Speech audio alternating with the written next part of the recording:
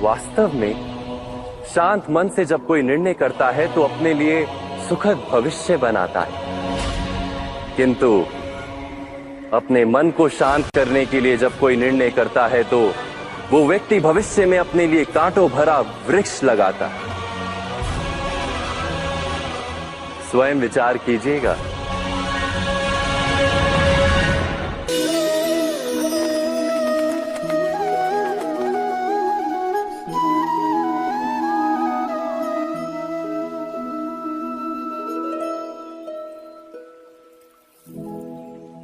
निर्णय के क्षण में हम सदा ही किसी अन्य के सुझाव, सूचना, मंत्रणा या परामर्श को आधार बनाते हैं और हमारे भविष्य का आधार हमारे आज लिए गए निर्णय के ऊपर होता है। तो क्या हमारा भविष्य किसी अन्य के परामर्श, किसी अन्य के सुझाव का फल है?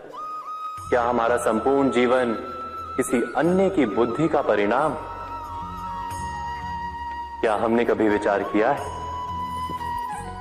सबका अनुभव है कि भिन्न भिन्न लोग एक ही स्थिति में भिन्न भिन्न परामर्श देते हैं।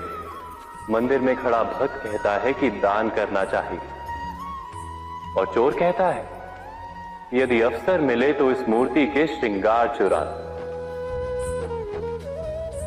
धर्म से भरा हृदय धर्ममय सुझाव देता है और अधर्म से भरा हृदय अधर्म का परामर्श देता है। धर्म में सुझाव का स्वीकार ही मनुष्य को सुख की ओर ले जाता है, किंतु ऐसे परामर्श का स्वीकार करना तभी संभव होता है जब हृदय में धर्म हो।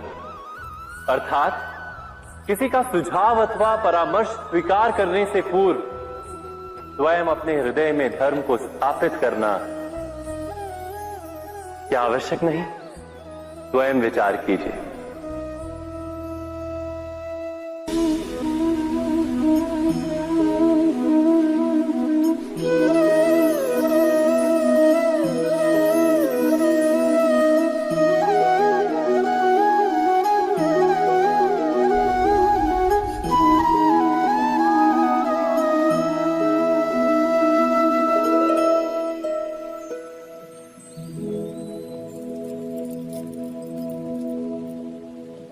भविष्य के आधार पर सब आज का निर्णय लेना चाहते हैं। भविष्य में सुख मिले, भविष्य सुरक्षित हो, ऐसे निर्णय आज लेने का प्रयत्न रहता है सबका। आप अपने जीवन को देखिए, क्या आपके अधिकतर निर्णय के पीछे भविष्य का विचार नहीं होता? और हो भी क्यों ना, अपने जीवन को सरल और सुखमय बनाने का प्रयत्न करने का अधिकार सबका है। पर भविष्य तो कोई नहीं जानता, केवल कल्पना ही की जा सकती है। तो जीवन के सारे महत्वपूर्ण निर्णय कल्पनाओं के आधार पर ही करते हैं हम। क्या निर्णय करने का कोई तीसरा मार्ग हो सकता है? विचार कीजिए। सारे सुखों का आधार धर्म है और वो धर्म मनुष्य के हृदय में बसता है।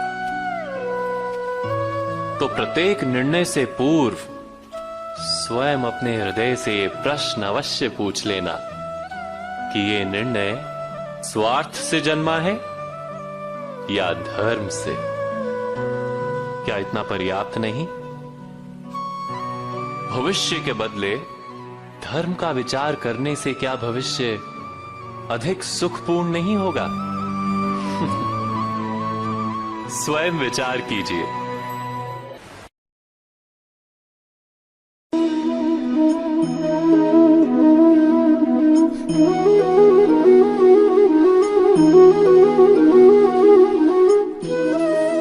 जीवन का हर क्षण निर्णय का क्षण होता है। प्रत्येक पद पर दूसरे पद के विषय में कोई निर्णय करना ही पड़ता है और निर्णय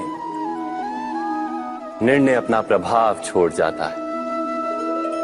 आज किए गए निर्णय भविष्य में सुख अथवा दुख निर्मित करते हैं, ना केवल अपने लिए, अपने परिवार के लिए भी, आने वाली पीढ़ियों के लिए भी। जब कोई दुविधा सामने आती है तो मन व्याकुल हो जाता है, अनिश्चय से भर जाता है। निर्णय का वो क्षण युद्ध बन जाता है और मन बन जाता है युद्ध भूमि। अधिकतर निर्णय हम दुविधा का उपाय करने के लिए नहीं, केवल मन को शांत करने के लिए लेते हैं।